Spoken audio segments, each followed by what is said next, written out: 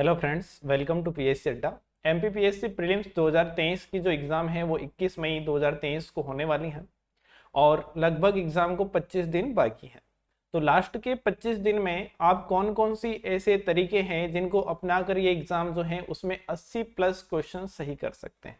जी हाँ दोस्तों, आपने थंबनेल में सही पढ़ा था। यही कुछ ऐसे तरीके हैं जैसे कि क्या पढ़ना है, कैसे पढ़ना है, क्या करना है, क्या नहीं करना है। अगर आपने इन सारे तरीके जो मैं बताऊंगा आपको इनको अपना लिया तो आप भी अपने एग्जाम में 80 प्लस क्वेश्चंस को सही कर देंगे।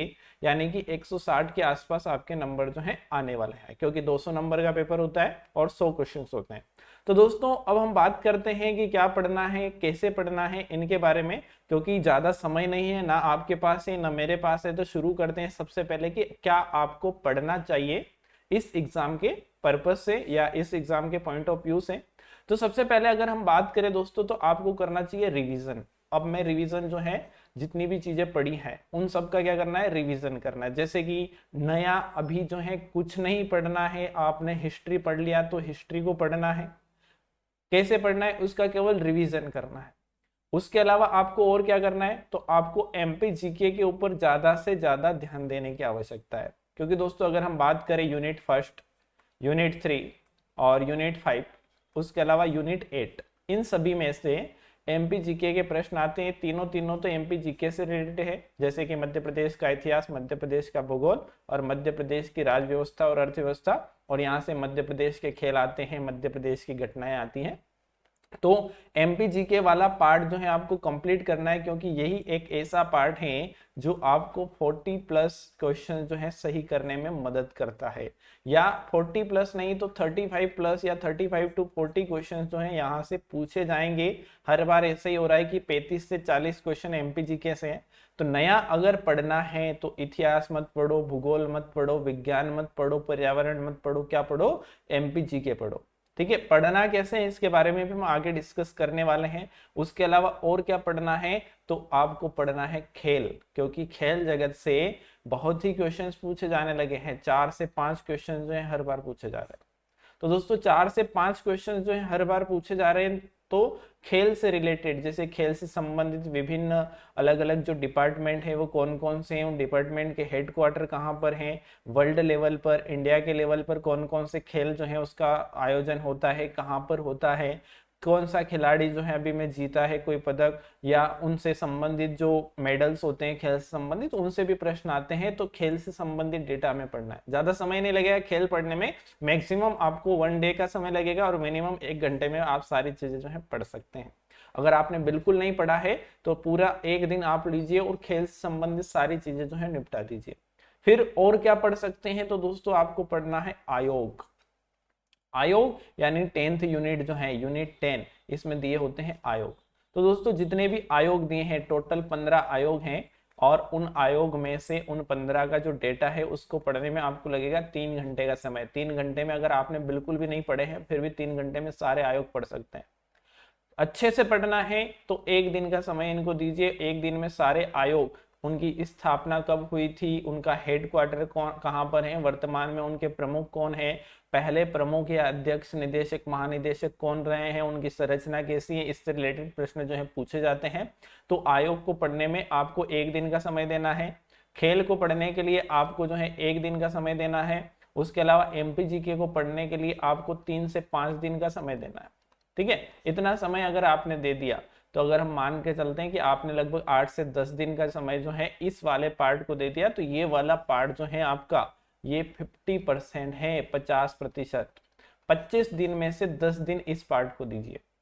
बाकी का जो समय है उसको क्या करने में लगाइए, रिवीजन। जैसे कि आपने हिस्ट्री पढ़ी है तो हिस्ट्री का रिवीजन कीजिए, भूगोल पढ़ा तो भूगोल का रिवीजन कीजिए, साइंस पढ़िए तो साइंस का रिवीजन, संविधान पढ़ा है तो संविधान का रिवीजन कीजिए, आईटी और जो कम्युनिकेशन है उसके बारे में आपने पढ़ा है तो उसका रिवीजन कीजिए। तो जितने भी टॉपिक्स आपने पढ़ लिए हैं पहले उसका रिवीजन भी साथ साथ में कीजिए। ठीक है, तो ये जरूरी नहीं है कि पूरा पूरा दिन एक एक टॉपिक, हम एक टाइम टेबल बना सकते हैं, एक शेड्यूल बना सकते हैं और उसके अकॉर्डिंग भी सारी चीजें जो है पढ़ सकते हैं। अब बात आती है कि पढ़े कैसे, कहाँ से लाएं इतना मोटिवेशन और कौन कौन सी बुक है उनके माध्यम से हम जल्दी से चीजें जो पढ़ सकते हैं। तो दोस्तों एमपीपीएससी अगर क्लियर आपको करनी है 25 दिन में तो आत्म प्रेरणा यानी कि सेल्फ मोटिवेशन की काफी ज्यादा आवश्यकता है आपको।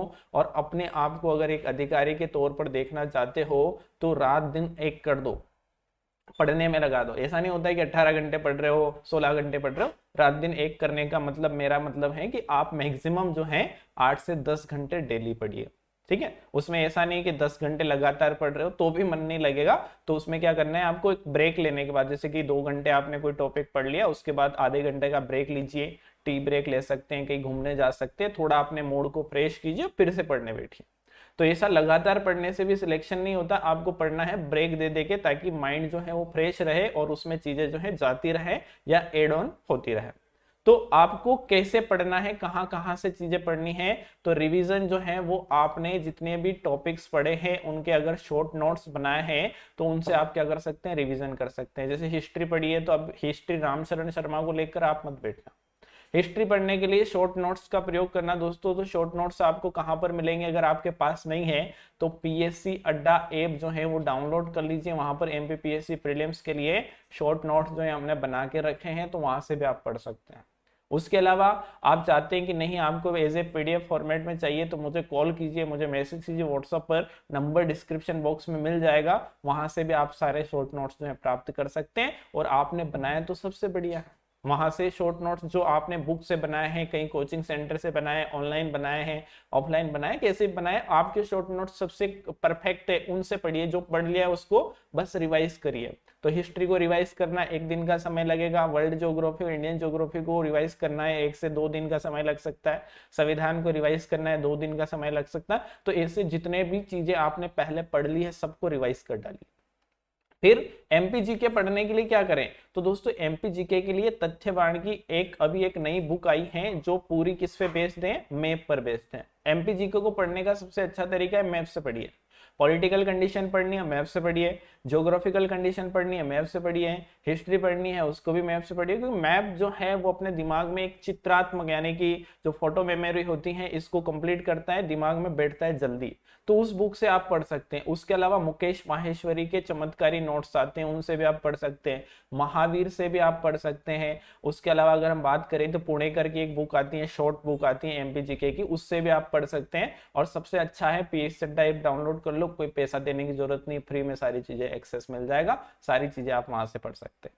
फिर बात आती है कि खेल पढ़ना है आपको, मैंने बताया ये सारी चीजें मैंने पिछले वाले में की क्या पढ़े उसमें बताया। खेल कहाँ से पढ़ना है, कैसे पढ़ना है, तो एक घटना चक्र नाम की एक मैगजीन आती है। तो घटना चक्र नामक मैगजीन ईयरली वाली जनवरी में जो आई थी, उस वाली बुक से आप सारे खेल और खेल में जितने भी पदक मिले हैं, खेल से रिलेटेड जितने भी संस्थान है, उसमें सारी डिटेल्स जो है वो दे रखी है।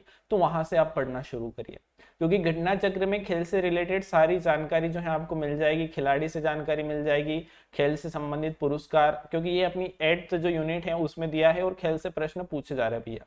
घटना चक्र से पढ़ सकते हैं, प्रतियोगिता दर्पण, वहां से भी आप चीजें पढ़ सकते हैं, या फिर खेल के लिए कोई वेबसाइट वगैरह का यूज करके भी आप वहां से पढ़ सकते हैं। और कुछ नहीं मिल रहा तो पीएससी टाइप डाउनलोड करो, सब कुछ फ्री है वहां पर, तो आपको मिल ही जाएगा।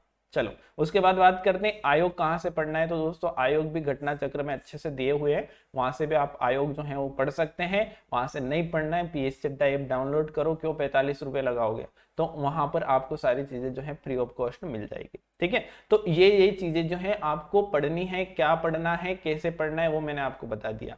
अब बात आती है कि आपको क्या करना चाहिए, क्या नहीं करना चाहिए इन दिनों में। तो दोस्तों सबसे पहला सवाल है कि क्या करें।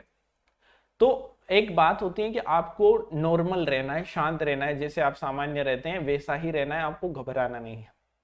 दूसरा, आपको जो है थोड़े दिन के लिए 25 दिन का समय बचा है, तो 25 दिन के लिए कोई रूम लीजिए, घर पे मत रहिए, और उस रूम पर बैठ के आप आराम से अकेले रहकर पढ़ाई करिए, एकांतवास में चले जाइए कुछ दिनों के लिए।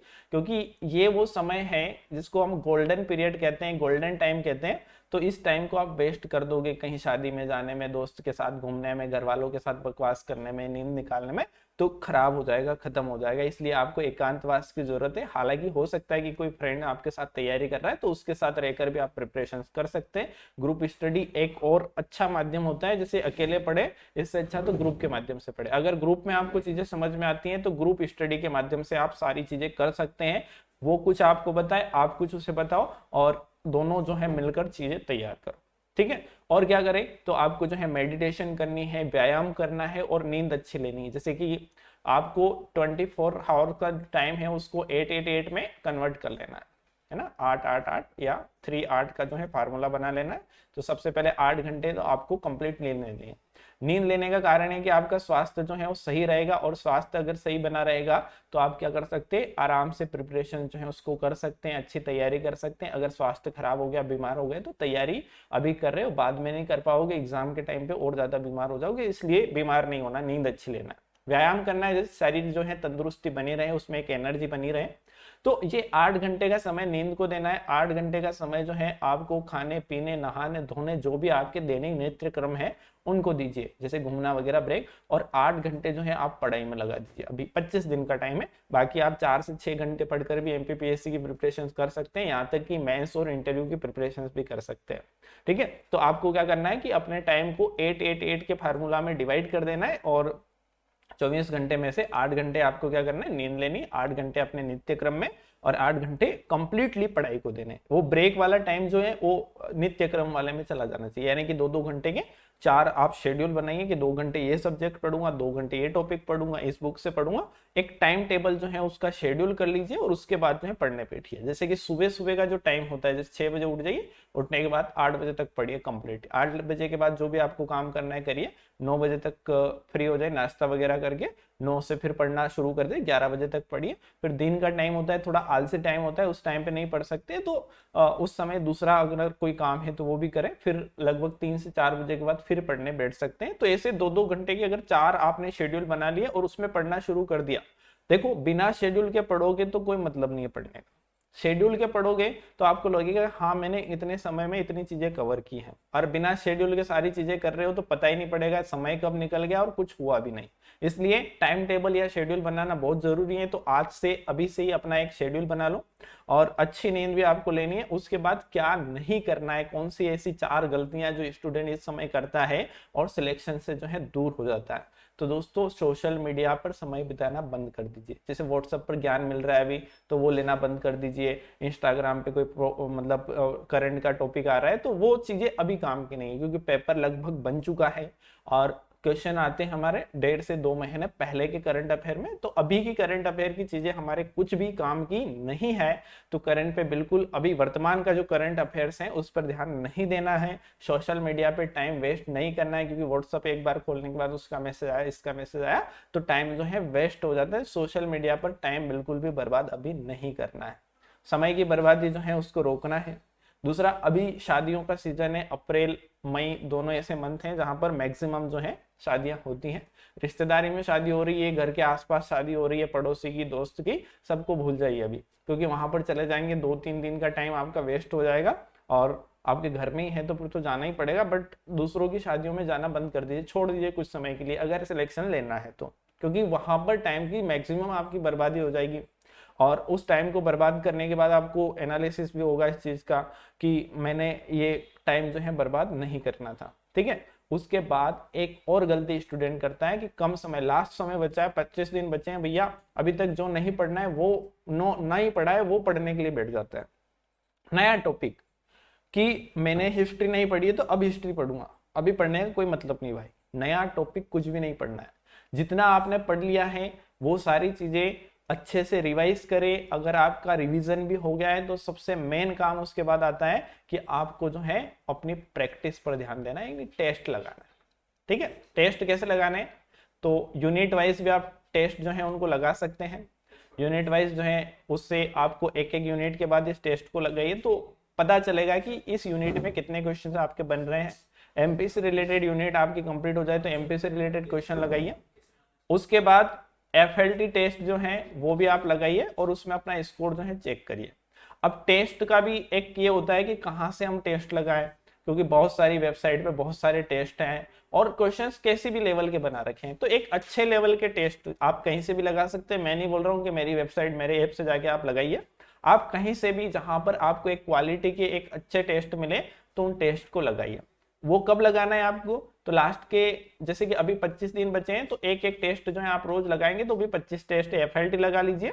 और यूनिट वाइज टेस्ट 2 से 3 जो है आपको डेली लगाने और कम समय में लगाने। ऑनलाइन लगाओगे तो समय कम लगेगा और लास्ट के जब 1-2 दिन अपने बचते हैं तो उसमें अपने को OMR शीट भरने की प्रैक्टिस करनी। अगर हम फर्स्ट टाइम एग्जाम दे रहे हैं तो OMR शीट जो है उसको कैसे फिल करते हैं, क्या क्या चीजें ले जानी साथ में, हालांकि उसके ऊपर मैं एक वीडियो बनाऊंगा आप लोगों के साथ फिर शेयर करूंगा।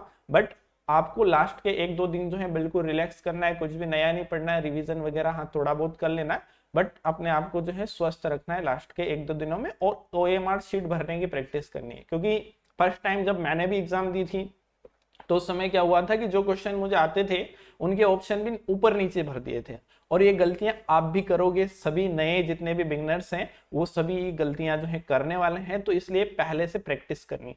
तो चाहे ऑनलाइन टेस्ट सीरीज भी आप खरीद लो, OMR शीट का प्रिंट निकलवा के उसमें भरो उसका आंसर, तो उससे पता चलेगा कि हाँ ऐसे OMR शीट जो है भरी जाती हैं। बाकी कुछ नया नहीं है उसमें, कुछ अलग नहीं है, सिंपल सी OMR शीट होती है, आसानी से आप भर सकते हैं। तो टेस्ट भी लगाना है आपको, रिवीजन भी करना है, नया टॉपिक में केवल MP के ऊपर ध्यान देना है, खेल के ऊपर और आयोग वाले टॉपिक के ऊपर आपको अच्छे से ध्यान देना है। अगर आपने ये कर लिया तो मेरी गारंटी है दोस्तों कि 80+ क्वेश्चन जो है आपके सही हो जाएंगे, चाहे आप पिछले 3 महीने से ही तैयारी क्यों नहीं कर रहे। क्योंकि हिस्ट्री से क्वेश्चन आते हैं दोस्तों 8 से 10, ज्योग्राफी से आते हैं 8 से 10, MP GK से आते हैं 35 से 40। ठीक है, अगर आपने अभी तक ये नहीं, ऐसा तो हो ही नहीं सकता कि MPPSC की प्रिपरेशन कर रहे हो और MP GK नहीं पढ़ा। 30 से 40 क्वेश्चन, 35 से 40 तो 30 क्वेश्चन आपको सही करने हैं, तो इसके ऊपर ही ध्यान दो 2 घंटे लगातार, डेली पढ़ो इसको। फैक्ट ही है, MP GK में लॉजिक कुछ नहीं है, फैक्चुअल क्वेश्चन आते हैं, सिंपल क्वेश्चन आते हैं, तो आसानी से आप इनको कर सकते हैं।